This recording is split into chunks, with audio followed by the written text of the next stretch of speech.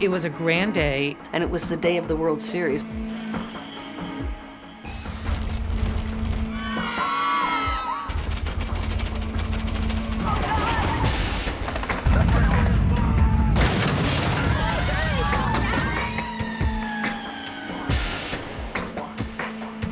We heard people up there still alive, still moaning and crying out. There is a strong aftershock. That freeway may even collapse completely. And there were flames, and there was an odd smell, and there were very strange sounds. And I was hearing people burning and listening to some of the noises that were just not natural. The reality is life can change dramatically in 15 seconds. You just want out so bad. You just want to live. Even now talking about it, I'm starting to get the pictures in my mind of what I saw.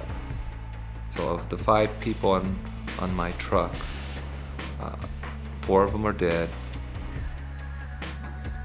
and then it's me.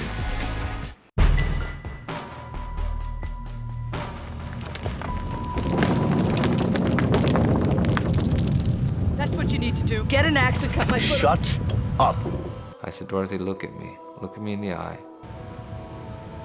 If you don't stop screaming at me. And I mean, you don't say another word, or I'm gonna leave you in here to die by yourself. Really in a lot of pain. I know we need to get the hell out of here, too.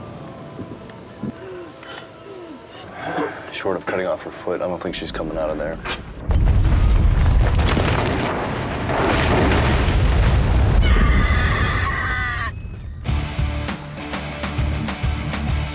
October 17th, 1989 is a perfect fall day. For baseball fans, it's nothing short of fantastic. And it was the day of the World Series. We were gonna eat and watch the World Series and just kind of hang out. There was the Battle of the Bays, where the San Francisco Giants were going to be meeting the Oakland A's. I'm not really a baseball fan, but that's why we had planned just to watch a movie, sit back, and eat some popcorn, enjoy Pet Cemetery.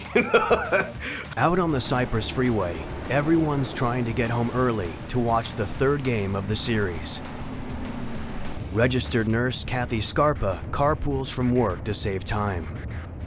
It was a grand day. It was what we called an Indian summer down there, on the balmy side, also known as, quote, earthquake weather.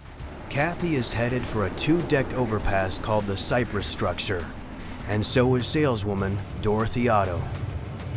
My husband had told me the day we went to California, the very first day we were in town, we drove up that highway, and he said that roadway has no support. It's all on the outside. Why would they build that?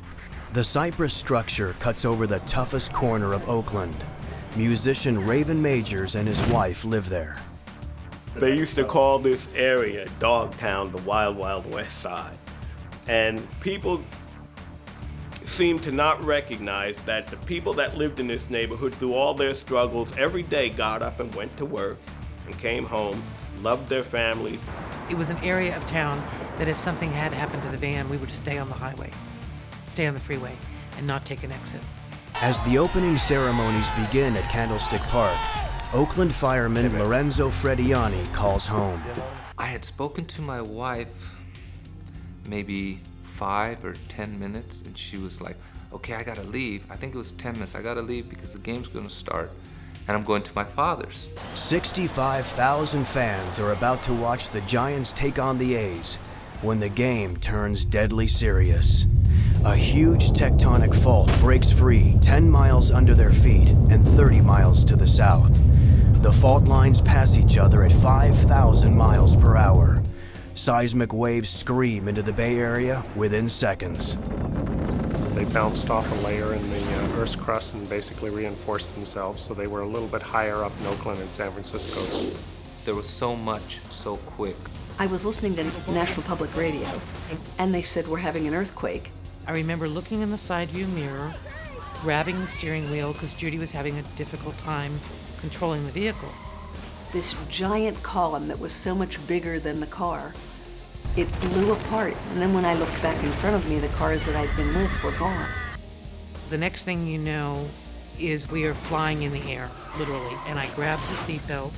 I felt as though I had been like in a dishwasher. We were sitting here, everything was normal, the house shook, and then we walk out, and this at least 40-foot high cloud of dust was rolling east away from the freeway structure.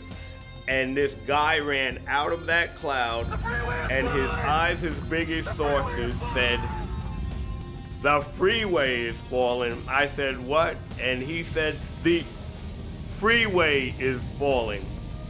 But as the dust cleared, that's when the sound started to come.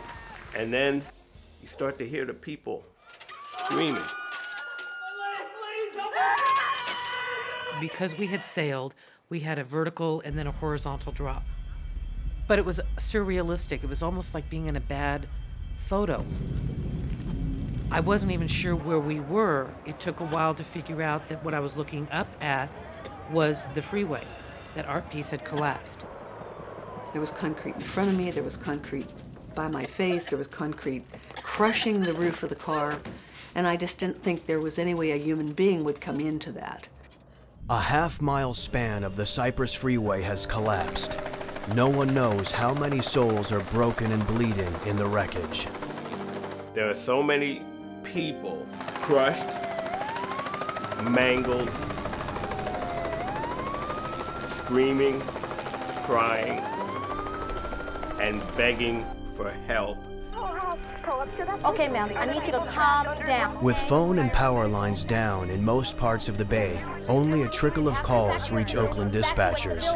But find a way if you can. Turn that gas off. So far, they have no idea the freeway is in ruins. And then the next thing, it was like the world fell apart. It wasn't just the freeway structure, but it was even the streets. They were crumpled up. Our street outside was like an accordion. Pipes were burst. There were water shooting out of the sidewalk.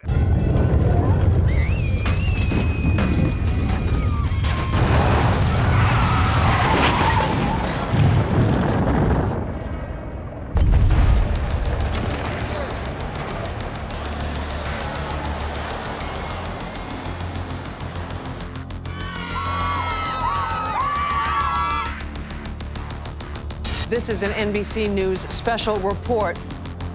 As you know, there has been a major earthquake in the San Francisco Bay Area, measuring anywhere from 6 to 6.9 on the open-ended Richter scale. Once again, we are covering the rapidly changing developments in San Francisco tonight, where a major earthquake has struck that city, which has been struck by earthquakes before.